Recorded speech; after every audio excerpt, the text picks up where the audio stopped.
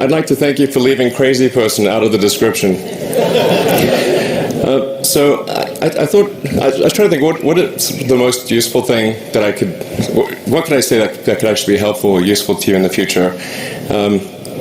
And I thought I'd perhaps tell the story of how I sort of came to be here. How did some of these things happen? And maybe there's some lessons there, because I often find myself wondering, how did this happen? So when I was young, I didn't really know what I was going to do when I got older. People kept asking me, but then eventually I thought that the idea of inventing things would be really cool. And the reason I thought that was because I read a quote from Arthur C. Clarke, which said that a sufficiently advanced technology is indistinguishable from magic, and that's really true. If you go back, say 300 years, the things that we take for granted today would be you'd be burned at the stake for. Being able to fly, that's crazy. Being able to see over long distances, being able to communicate, having effectively with the internet a group mind of sorts, and having access to all the world's information instantly from almost anywhere on the earth. This is stuff that really would be magic, or would be considered magic in times past. In fact, I think it actually goes beyond that, because there are many things that we take for granted today that weren't even imagined in times past. They weren't even in the realm of magic. So it actually goes beyond that. So I thought, well, if I can do some of those things, basically, if I can advance technology, then that's like magic, and that would be really cool. And I also had sort of a slight existential crisis, because I was trying to figure out what does it all mean? Like, what's the purpose of things? And I came to the conclusion that if we can advance the knowledge of the world, if we can do things that expand the scope and scale of consciousness, then we're better able to ask the right questions and become more enlightened, and that's really the only way forward. So I studied physics and business, because I figured in order to do a lot of these things, you need to know how the universe works, and you need to know how the economy works. And you also need to be able to bring a lot of people together to work with you to create something, because it's very difficult to do something as an individual if it's a significant technology. So I originally came out to California to try to figure out how to improve the energy density of electric vehicles, basically to try to figure out if there was an advanced capacitor that could serve as an alternative to batteries. And that was in '95, and that's also when the internet started to happen. And I thought, well, I can either pursue this technology where success may not be one of the possible outcomes, which is always tricky, or participate in the internet and be part of it. So I decided to drop out. Now, obviously, fortunately, we're past graduation, so I can't be accused of recommending that to you. So did some internet stuff. Did a few things here and there. One of which was PayPal. And I think maybe it's helpful to say one of the things that was important then in the creation of PayPal was kind of how it started, because initially the initial thought with PayPal was to create an agglomeration of financial services, so to have one place where all of your financial services needs would be seamlessly integrated and work smoothly. And then we had like a little feature which was to do email payments. And whenever we'd show the system off to someone, we'd show the hard part, which was the agglomeration of financial services, which was quite difficult to put together. Nobody was interested. Then we'd show people email payments, which was actually quite easy, and everybody was interested. So this is I think it's important to take feedback from your environment. You want to be as closed loop as possible. So we focused on email payments and really try to make that work, and that's what really got things to take off. But if we hadn't responded to what people said, then we probably would not have been successful. So it's important to look for things like that and focus on them when you see them, and you correct your prior assumptions. And then let's get some more. Going from PayPal, I thought, well, what are some of the other problems that are likely to most affect the future of humanity? It really wasn't from the perspective of what's the rank-ordered best way to make money, which is okay, but it was really what I think is going to most affect the future of humanity. So I think the biggest terrestrial problem we've got is sustainable energy, but the production and consumption of energy in a sustainable manner. If we don't solve that this century, we're in deep trouble. And then the other one being the extension of life beyond Earth to make life multiplanetary. That's the basis for. The latter is the basis for SpaceX, and the former is the basis for Tesla and Solar City. And when I started SpaceX, initially I thought that, well, there's no way one could possibly start a rocket company. I wasn't that crazy. But then I thought, well, what is a way to increase NASA's budget? That was actually my initial goal. So I thought, well, if we could do a low-cost mission to Mars, something called Mars Oasis, which would land seeds with seeds and dehydrated nutrient gel, and you hydrate them upon landing, and then you'd have this great sort of money shot of green plants on a red background, and the public tends to respond to precedents and superlatives, and this would be the first life on Mars, the furthest that life's ever traveled, as far as we know.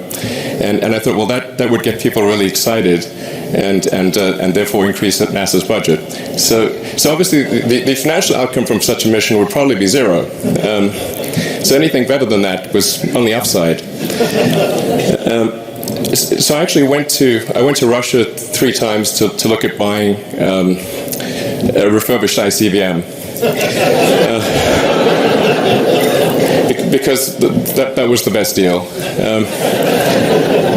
And I can tell you it was very weird going there in late 2001, 2002, going to the Russian rocket forces and saying, I'd like to buy 2 of your biggest rockets, but you can keep the nuke. That's a lot more. That was 10 years ago, I guess, so they thought I was crazy, but I did have money, so that was okay. And after making several trips to Russia, I came to the conclusion that actually my initial impression was wrong about because my initial thought was, well, that there's not enough will to explore and expand beyond Earth and have a Mars base and that kind of thing.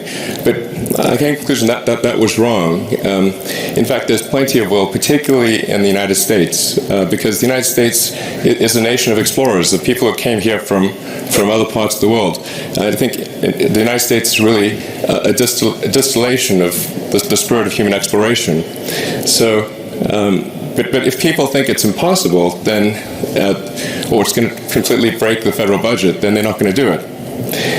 So after my 3rd trip, I said, okay, well, what we really need to do here is try to solve the space transport problem, and started SpaceX.